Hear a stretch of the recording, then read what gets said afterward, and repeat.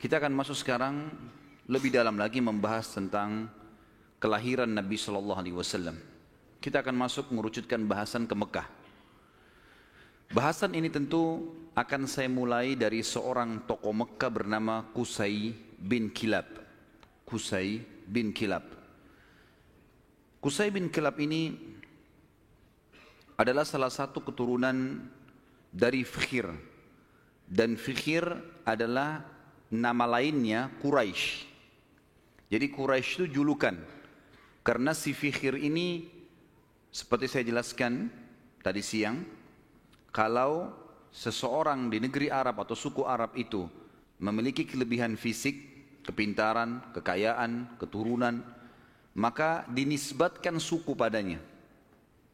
Kebetulan dari turunan Ismail alaihissalam di Mekah dan turunan suku Jurhum, ada satu orang yang sangat menonjol bernama Fikhir. Dan Fikhir ini karena dia menonjol maka diberikanlah nama lainnya Quraisy. Dinisbatkanlah suku Mekah namanya Quraisy. Salah satu turunan Fikhir ini yang merupakan turunan Ismail alaihissalam dan turunan suku Jurhum adalah Qusay bin Kilab. Kalau teman-teman masih ingat, di pertemuan kita pada bulan yang lalu, saya pernah menekankan tentang kisah Mekah awalnya dihuni oleh suku Jurhum yang hijrah dari Yaman. Kemudian tinggal bersama Hajar dan Ismail alaihissalam. Berjalan bertahun-tahun sampai Ibrahim dan Ismail alaihissalam meninggal dunia, datang satu suku Arab yang ingin merebut Mekah dan berhasil, namanya suku Khuza'ah. Masih ingat ya? Tidak ada suara, senyap. Berarti memang lupa semua. Jadi suku Khuza'ah ini datang merebut. Dan salah satu pimpinan Khuza'ah Amr bin Luhai yang memasukkan patung di Jazirah Arab, di Mekah. Gitu kan. Suku Khuza'ah ini berkuasa di Mekah sampai 500 tahun. Dan pada saat Jurhum dikalahkan oleh Khuza'ah, suku Jurhum sempat menimbun air Zam-Zam. Jadi 500 tahun mereka memimpin di Mekah, nggak ada sama sekali air. Kita bahas sekarang tentang keadaan satu orang tokoh ini, karena kalau panjang kita ceritakan panjang lebar Mekah ini cukup panjang, tokoh-tokohnya banyak, tapi saya ingin merucutkan ke Qusay bin Kilab. Qusay bin Kilab ini salah satu turunan Jurhum dan turunan Ismail alaihissalam. Dia sempat berpikir, bagaimana bisa ini setelah 500 tahun ya? Bagaimana bisa Mekah ini yang tadinya dikuasai oleh suku dia, Jurhum, dan juga kakeknya Ismail alaihissalam, direbut oleh Khuza'ah. Walaupun di Mekah itu suku Khuza'ah sama suku Jurhum sudah berbaur ya, karena sudah terlalu lama ratusan tahun, akhirnya mereka berbaur satu sama yang lain. Tetapi tetap kekuasaan kerajaan di bawah kekuasaan Khuza'ah. Qusay bin Kilab lalu memperbaiki keadaan ekonominya. Dia berbisnis, dia berdagang sampai Allah membukakan kekayaan yang sangat banyak. Pada saat itu teman-teman sekalian, Raja Mekah dari suku Khuza'ah bernama Hulail. Hulail ini memiliki seorang anak wanita, anak tertuanya, terkenal dengan kecantikannya, anak raja. Qusay bin Kilab datang dan melamar. Dan pada saat itu, dia orang kaya raya, dia punya kedudukan, dihormati di Mekah. Oleh Hulail diterima lamarannya. Selama ini kalau suku Jurhum mau melamar suku Khuza'ah selalu ditolak umumnya. Karena memang ada persaingan dari dulu gitu kan. Mereka berbaur saling transaksi, kalau berdagang, bertetangga. Tapi pernikahan tidak. Pertama kalinya dari suku Jurhum diterima lamarannya. Itu adalah Qusay bin Kilab. Oleh Hulail, kepala suku sekaligus raja, kepala suku Khuza'ah sekaligus raja Mekah. Pada saat dia menikah dengan anaknya Hulail, Qusay ini menunjukkan yang terbaik, ya. Dia patuh, dia bantu mertuanya dan seterusnya, sampai mertuanya meninggal. Waktu mertuanya meninggal, Qusay menjalankan misinya.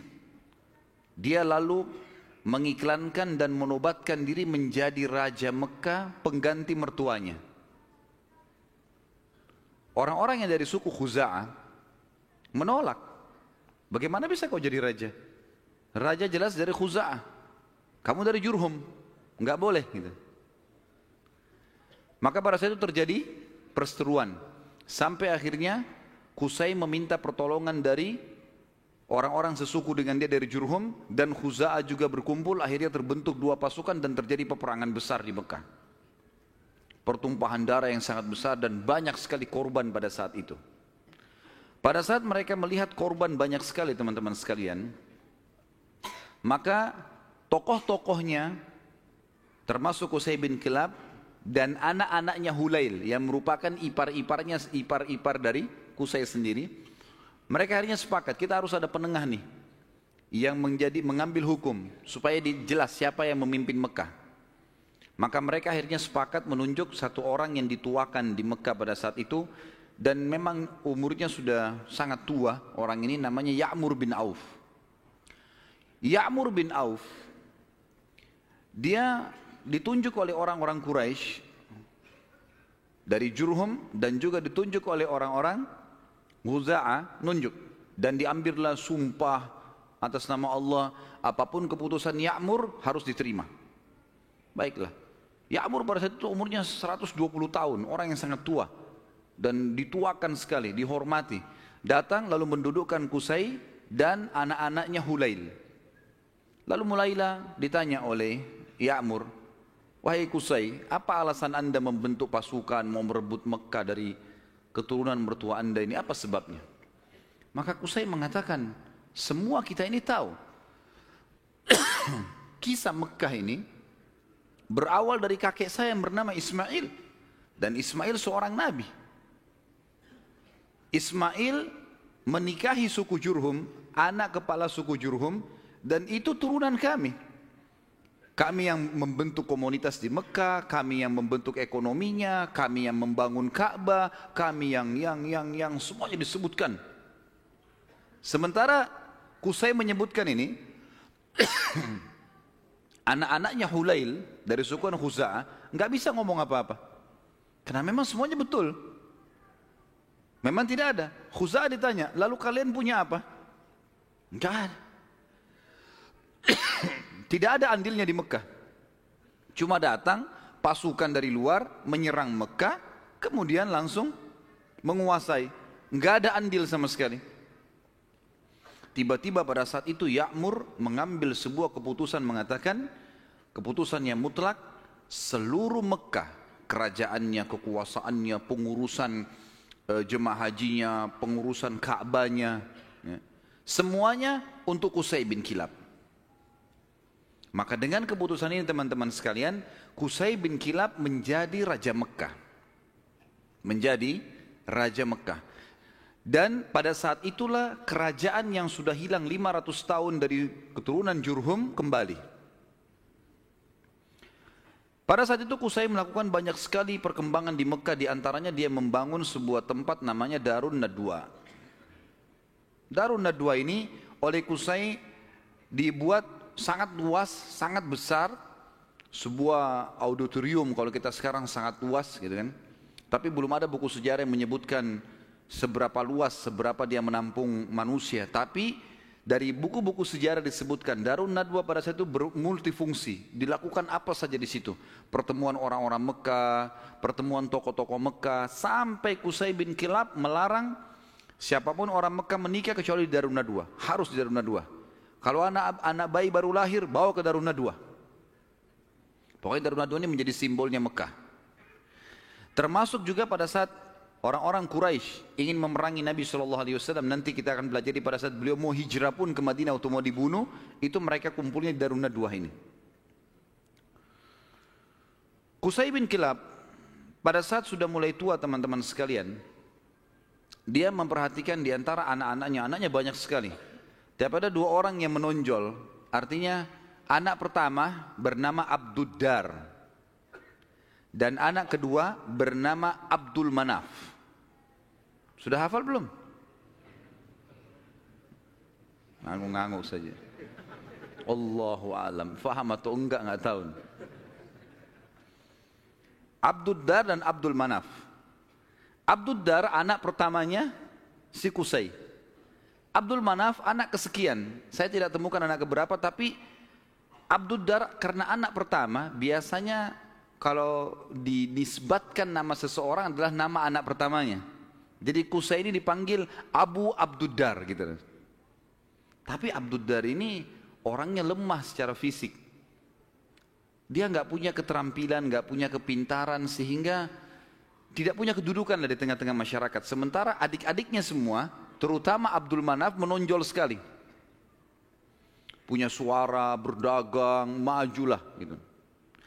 Maka Qusay ingin anaknya ini, Abduddar, punya kedudukan. Apa yang dia lakukan? Pada saat dia mau meninggal, dia tulis sebuah keputusan surat, kalau saya meninggal, semua kerajaan, semua pengurusan Ka'bah, jemaah haji, itu di tangan Abduddar. Waktu Qusay meninggal dunia, surat dibuka, ditemukan tertulis seperti itu, maka semua anak-anaknya patuh. Keputusan raja. Abduddar akhirnya menjadi raja. Berjalan waktu teman-teman sekalian, Abduddar wafat. Pada saat wafat, keturunan Abduddar mau melanjutkan kerajaan ayahnya, tapi turunan Abdul Manaf tidak setuju, nggak bisa. Abduddar ini, paman kami dulu ini, ayah kalian, itu dipilih oleh kakek kita semuanya, Qusay, karena dia nggak punya kedudukan dan kemuliaan. Sudah dikasih dan sudah berhasil. Sekarang nggak bisa kembali kepada kalian. Harusnya ini dibagi rata. Sampai mereka pada saat itu hampir perang satu sama yang lain. Sama lagi. Dicarilah hakim di antara mereka dan akhirnya kesimpulannya dibagi. Pembagian ini teman-teman sekalian adalah dibagi Abduddar khusus mengurus keturunan Abduddar, khusus mengurus semua yang berurusan dengan jemaah haji. Sementara Abduddar mengambil alih pengurusan Ka'bah dan Darun Nadwah. Sementara Abdul Manaf mengurus jemaah haji. Dibagi dua. Kita akan sedikit sisipkan di sini teman-teman sekalian kisah tentang Darun Nadwah ini yang tadi dibuat. Kita tinggalkan dulu sebentar tadi sampai ke masalah sudah pembagian Mekah. Abduddar mengurus Ka'bah dan juga Darun Nadwah. Haji itu Abdul Manaf, ya. Jadi haji ini maksudnya mengurus jemaah haji, kasih minum, kasih makan. Mereka dulu sukanya begitu. Dan mereka ini terkenal dengan dermawannya. Tidak boleh jemaah haji beli makanan, beli minuman, dikasih semua gratis. Seperti itulah. Darun Nadwah ini punya kisah unik sedikit. Saya khawatir lupa, maka saya sisipkan di sini. Darun Nadwah tadi yang dibuat oleh Qusay bin Kilab dan menjadi simbol Mekah. Kisahnya sangat unik teman-teman, kisah pembeliannya dan penjualannya. Jadi ada satu orang nanti jadi sahabat Nabi namanya Hakim bin Huzam radhiyallahu anhu. Sebelum masuk Islam, Hakim bin Huzam ini suka mabuk. Masih di Mekah di masa jahiliyah. Dia bersahabat dekat dengan pemegang kuncinya Darun Nadwah. Jadi yang bertanggung jawab. Dari turunan Abduddar. Waktu lagi mabuk sama-sama, si pemilik kunci ini mabuk luar biasa sampai nggak sadar sudah. Si Hakim bin Huzam bilang, kau mau jual nggak Darun Nadwah dengan saya? Kata temannya lagi mabuk, iya saya jual. Berapa harganya? Kata si mabuk ini bilang, dengan sekendi khamr. Kasih saya sekendi khamr, ambil Darun Nadwah. Hakim pada saat itu, dia tidak semabuk temannya nih. Dia lalu mungkin panggil saksi-saksi segala macam, dikasih satu kendi khamr. Darun Nadwah ini dijual oleh turunan Abduddar. Karena sudah ada saksi, ada transaksi, maka selesai. Akhirnya keturunan Abduddar kehilangan Darun Nadwah gara-gara transaksi ini tadi. Ini Darun Nadwah teman-teman sekalian terus di tangan Hakim bin Huzam sampai beliau masuk Islam. Nabi SAW biarkan saja. Di zaman Abu Bakar dia masih hidup, zaman Umar, zaman Uthman, zaman Ali. Sampai di zaman kekhilafahannya Muawiyah radhiyallahu anhu majma'in, dinasti Umayyah yang pertama berdiri. Muawiyah anaknya Abu Sufyan. Abu Sufyan dulu tokoh Mekah kan gitu. radhiyallahu anhu majma'in, karena Abu Sufyan juga sempat masuk Islam di pembebasan kota Mekah. Maka pada saat itu Hakim bin Huzam di zaman Muawiyah menjual Darun Nadwah. Dijual sama dia dengan harga 100.000 dinar. Mahal sebenarnya. Tapi Darun Nadwah ini kedudukannya besar di Quraisy. Muawiyah bilang, menghardik dia, "Hai Hakim, ngapain kau jual Darun Nadwah dengan harga 100.000 dinar?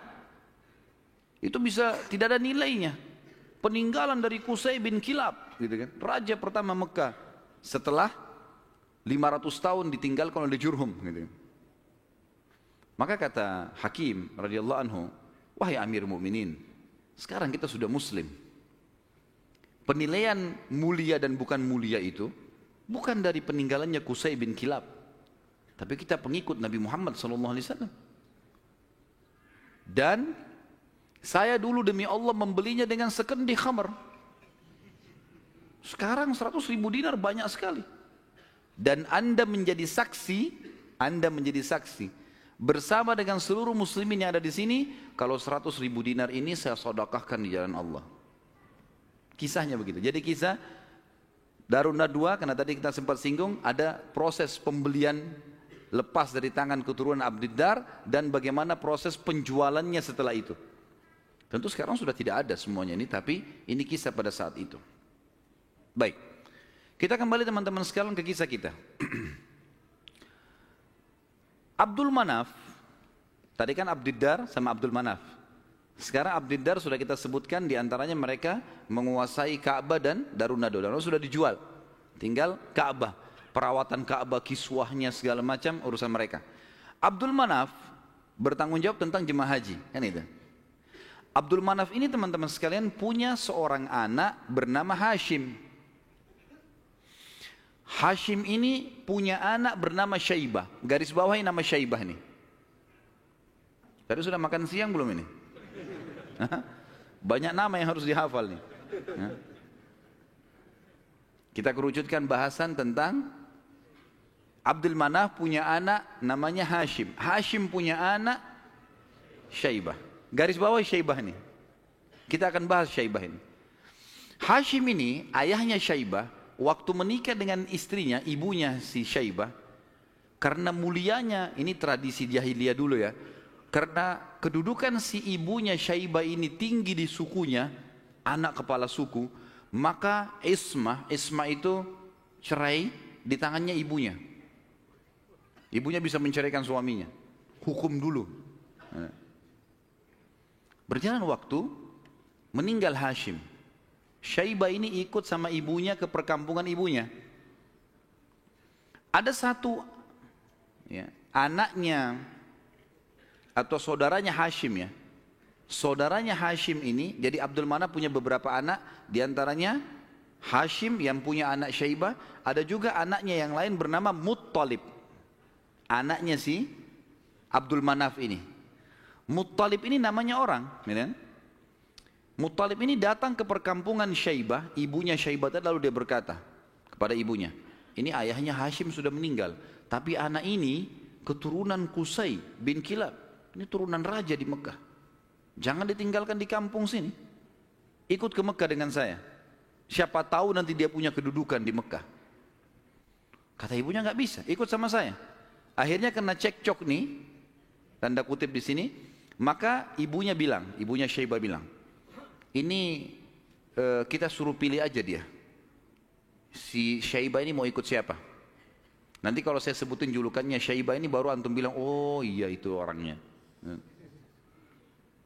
Kata si ibunya, "Pilih aja, Syaibah suruh milih. Dia mau tinggal sama saya di sini atau ikut sama anda ke Mekah?" Lalu Muttalib tanya di depan ibunya, "Hai Syaibah, ikut sama saya ke Mekah atau kamu tinggal sama ibumu?" Kata Syaibah, "Saya ikut sama paman saya. Ikut ke Mekah." Maka pergilah ke Mekah. Waktu itu Muttalib ini naik unta, dia membonceng di belakangnya Syaibah.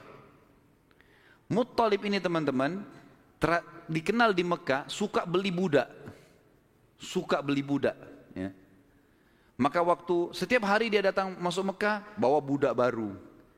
Waktu Syaibah dibonceng oleh pamannya Muttalib ini, orang-orang Mekah kira si Muttalib beli budak baru. Maka mereka bilang, Muttalib baru beli budak, di belakangnya Abdul Muttalib. Berarti hambanya si Muttalib nih. Sudah tahu nama Syaibah siapa? Yang antum kenalkan selama ini Abdul Muttalib. Namanya dia Syaibah. Jelas? Baik. 3 orang yang jawab, nggak apa-apa lah. Nasib, saya sudah teriak-teriak tapi Abdul Muttalib berarti namanya Syaibah. Jadi Abdul Muttalib bukan Muttalib nama Allah ya. Ini nggak ada dalam Asmaul Husna gitu. Tetapi di sini Muttalib nama pamannya. Karena sering beli budak, kemudian dia membonceng ponakannya. Orang-orang Mekah kira ini adalah budak baru. Maka dibilang Abdul Muttalib, hambanya Muttalib. Tapi karena itu sudah menjadi buah bibir di Mekah, akhirnya terkenal dengan Abdul Muttalib. Baik. Abdul Muttalib ini yang tentu kita sudah tahu adalah kakek Nabi SAW. Kita masuk mengerucutkan bahasan sekarang ke Abdul Muttalib nih, si Syaibah.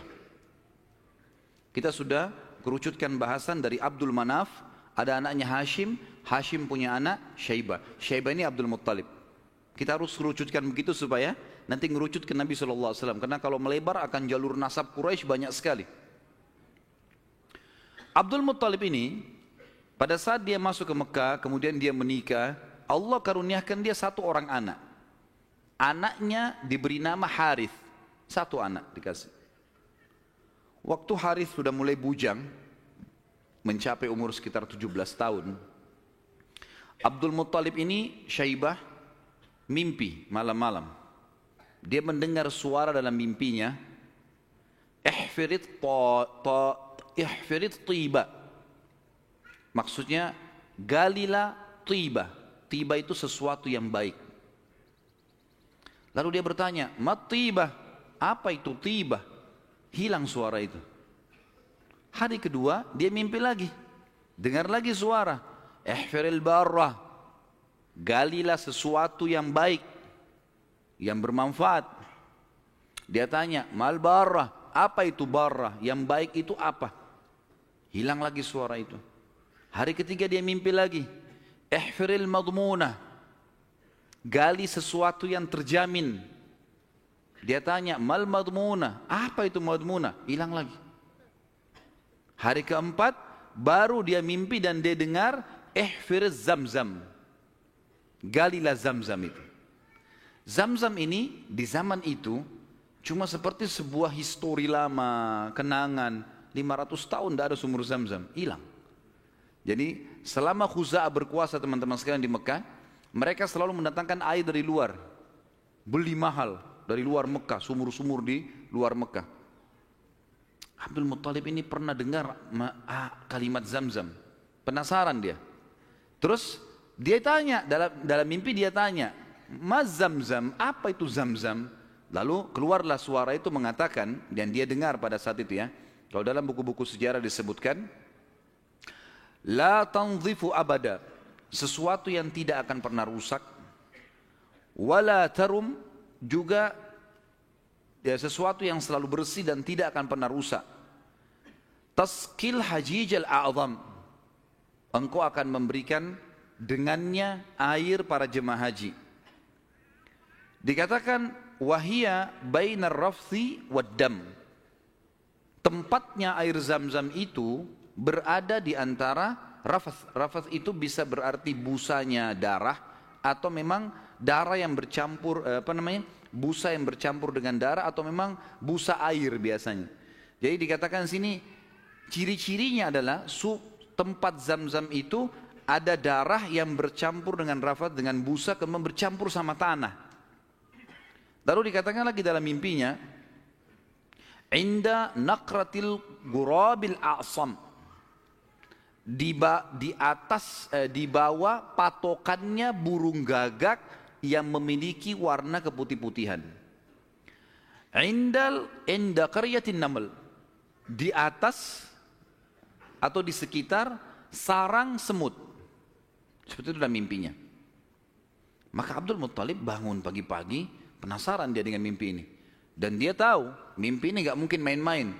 3 hari 4 hari berturut-turut, kemudian dia disuruh gali, dia bawa cangkulnya, datang di sekitar Ka'bah.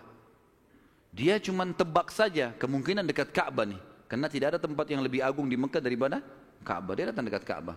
Dan kalau masih ingat dulu, pada pertemuan kita di bulan yang lalu, ada penjelasan tentang 2 patung yang disembah di Mekah, Isaf dan siapa yang ingat? Kalau lupa saya nggak datang lagi Balikpapan. Isaf dan Na'ilah.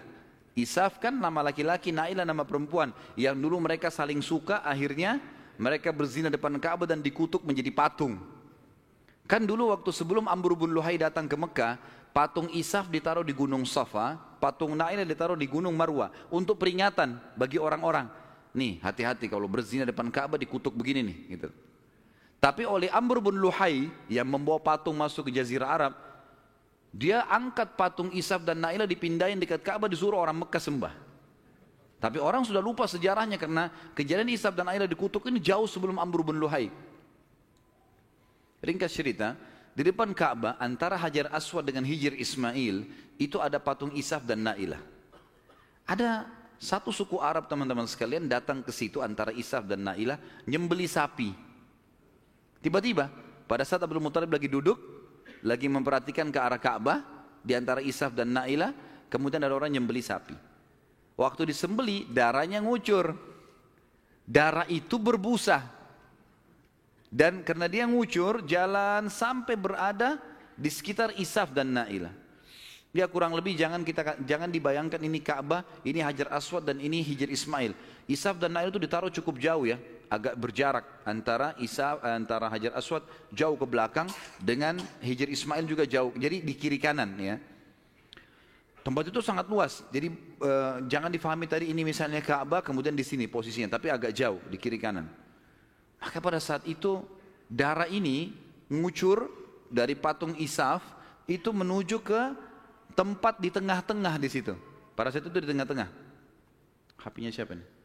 Pada saat itu patungnya, darahnya ngalir, kemudian darah itu ngalir menuju ke tengah-tengah antara Isaf dan Na'ilah ini, dan ada seperti tempat agak turun di lembah Mekah kan waktu itu masih pasir, lalu darah itu berkumpul di situ.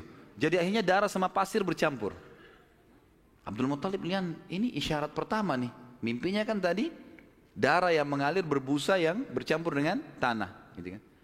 Lalu kemudian dia dekatin tempat itu, darah yang berkumpul itu. Dia temukan tiba-tiba ada burung gagak yang berwarna hitam. Burung gagak biasanya warna hitam ya. Tapi kalau ada burung gagak yang di bagian sayapnya itu ada beberapa bulu warna putih, namanya a'sam dalam bahasa Arab. Ghurabil a'sam. Maka dia lihat ada burung gagak. Burung gagak ini mengepakin sayapnya dan mematuk-matuk di atas sekitar darah itu. Dia lihat isyarat yang kedua. Isyarat yang ketiga adalah di situ ada sarangnya semut. Dia lihat ke dekat kakinya, ternyata ada beberapa ekor semut yang menggigit kakinya dia. Dia melihat ada lubang di situ. Maka dia bilang kepada anaknya Harith, saya mau menggali di sini. Siapapun jangan mengganggu saya. Maka dia angkat cangkulnya. Tapi kita jangan lupa ini depan Ka'bah. Orang-orang lagi banyak tawaf waktu itu, walaupun banyak berhala. Dia angkat cangkul, orang jadi bahan perhatian. Tokoh-tokoh Quraisy pada datang semua. Lalu tokoh-tokoh Quraisy mengatakan, hai Abdul Muttalib, apa yang kau lakukan nih? Kata Abdul Muttalib kepada Harith, singkirkan mereka dari saya, sibukkan. Jangan sampai mereka dekatin saya. Terus saja Harith menyibukkan orang-orang Quraisy dan Abdul Muttalib terus saja mencangkul sampai ujung cangkulnya menyentuh bibirnya sumur itu. Sumur Zamzam. Dan dengan kuasa Allah, airnya muncrat keluar. Pada saat airnya muncrat keluar, Abdul Muttalib mengatakan Allahu Akbar. Karena memang mereka menggunakan bahasa Arab dan kalimat Allahu Akbar itu sudah biasa mereka ucapkan, gitu kan? Maka orang-orang Quraisy tahu kalau Abdul Muttalib sudah dapat target dan mereka kaget waktu lihat air muncrat, air di depan Ka'bah. Selama ini selalu ambil dari luar. Ini kemuliaan abadi, gitu kan? Maka tiba-tiba orang Quraisy datang, hai Abdul Muttalib, air ini kita punya sama-sama. Kata Abdul Muttalib, dari mana sama-sama? Saya mimpi, saya yang cangkul, saya yang dapat. Dari mana kalian punya sama-sama nih? Ribut nih. Abdul Muttalib bilang ini punya saya. Quraisy bilang enggak, dikeroyokin Abdul Muttalib pada saat itu. Ribut, akhirnya mereka sepakat panggil hakim lagi. Ini hakimnya nih, cari penengah. Bagaimana caranya supaya ini bisa ditengahi gitu kan. Dan pada saat itu mereka tidak lagi ke Ya'mur, tapi mereka pergi ke dukun Bani Sa'idah. Ada satu dukun wanita di Madinah, waktu itu disegani. Dan memang pada saat itu dukun-dukun ini luar biasa pengaruhnya. Pergilah Abdul Muttalib bersama dengan tokoh-tokoh Quraisy. Saya tidak temukan jumlah mereka berapa orang, tapi yang jelas mereka semuanya pergi ke sana. Tiba di kota Madinah, ternyata dukun tersebut pergi ke Khaybar, wilayah lain. Nanti akan ada bahasan masalah Khaybar, tapi yang jelas pergi ke Khaybar. Abdul Muttalib sepakat dengan teman-temannya, kejar aja tuh, kita ke Khaybar. Antara Madinah sama Khaybar cukup jauh dan ada padang pasir yang luas sekali. Mereka belum pernah ke Khaybar sebelumnya, jadi masih menerka-nerka jalan. Di tengah jalan mereka kehabisan air. Mau balik ke Madinah jaraknya jauh. Mau menuju ke Khaybar belum jelas tujuannya. Air habis. Panas lagi sangat terik pada saat itu. Mereka bermusyawarah, kira-kira bagaimana jalan keluarnya nih. Akhirnya orang-orang Quraisy selain Abdul Muttalib sepakat mengatakan kayaknya kita pasti mati nih. Nggak ada air. Kembali ke Madinah bisa mati tengah jalan, menuju ke Khaybar juga nggak jelas bisa mati tengah jalan. Ya sudahlah, kita pasti mati, lebih baik kita gali kubur saja. Riwayatnya begitu, kisahnya begitu. Gali kubur. Dari sekian orang ini, nanti setiap siapa yang mati duluan dikubur oleh temannya. Minimal nanti ada satu orang yang tidak tertutup kuburannya, yang lain semua tertutup. Akhirnya mereka pada gali kuburan, kecuali Abdul Muttalib nih. Abdul Muttalib bilang ini bukan ide yang tepat nih. Masa kita menyerah? Lebih baik coba kita cari jalan. Teman-temannya bilang percuma, mau kemana? Abdul Muttalib naik ke atas untanya. Begitu untanya bergerak, dari pijakan kakinya untanya Abdul Muttalib keluar muncrat air di padang pasir itu. Keluar mata air. Lalu Abdul Muttalib melihat, dia turun dari untanya, dia minum airnya, untanya dikasih, lalu diajak teman-temannya, ayo ini ada air, minum. Teman-temannya heran, di padang pasir ada air. Maka akhirnya mereka sepakat mengatakan, demi Allah yang telah memberikan, demi Allah sungguh ya, yang telah memberikan air kamu di sini, Allah Subhanahu wa taala, dialah yang telah memberikan kamu air Zam-Zam. Zam-Zam punya kau, hai Abdul Muttalib. Gara-gara ini akhirnya Zam-Zam jadi miliknya Abdul Muttalib, dan Abdul Muttalib keturunan dari Abdul Manaf. Sementara memang dasarnya Abdul Manaf tadi sudah saya jelaskan, mereka bertugas memberikan makanan dan minuman jemaah haji. Sehingga sekarang mereka tidak perlu lagi mengambil air dari luar, tapi mereka sudah punya mata air Zam-Zam. Dan sebagian ahli sejarah menanggapi mengatakan, Allah yang maha tinggi dan maha pemurah memudahkan mata air Zam-Zam ditemukan kembali oleh Abdul Muttalib, karena memang suku ini dari turunan Abdul Manaf bertugas untuk memberikan minum dan makan jemaah haji. Maka karena itu Allah Subhanahu wa taala kasih. Makanya tadi dalam salah satu perkataan dan pernyataan dalam mimpi, Taski Hajijil A'zam, engkau akan memberikan minum jemaah haji yang banyak, gitu kan. Jadi bukan karena Abdul Muttalibnya, tapi karena memang waktu itu diberikan untuk jemaah haji umumnya. Baik, baliklah Abdul Muttalib ke Mekah, dan akhirnya pada saat itu Abdul Muttalib dinobatkan secara tidak langsung sebagai Raja Mekah. Kenapa saya katakan tidak langsung? Karena pada saat itu Quraisy sepakat di Mekah itu semua kepala suku bisa memimpin. Bisa memimpin. Tidak harus fokus ke turunan Abdul Manaf atau Abdul Dar, tapi mereka Abdul Manaf Abdul Dar ini mereka yang memegang Ka'bah, memegang urusan haji dan jemaah haji, minum dan makannya ini. Tapi pasukan segala macam ini boleh dari mana saja. Tapi dengan kejadian Abdul Muttalib menemukan air Zam-Zam, maka terkerucut lagi masalah orang-orang Mekah. Karena tadi setelah Abdul Dar meninggal, kan kita sudah bilang tadi, kan pecah ya. Abdul Dar kan jadi raja pengganti ayahnya Qusay. Tapi setelah Abdul Dar mati, ribut anak-anaknya, akhirnya tidak ada raja. Setelah kejadian air Zam-Zam, secara tidak disadari Abdul Muttalib ditunjuk menjadi raja. Dan inilah sebabnya waktu kita jelaskan tadi masalah pasukan gajah yang datang, Abdul Muttalib kan menjadi raja pada saat itu. Dan menjadi raja justru karena menemukan mata air Zam-Zam ini.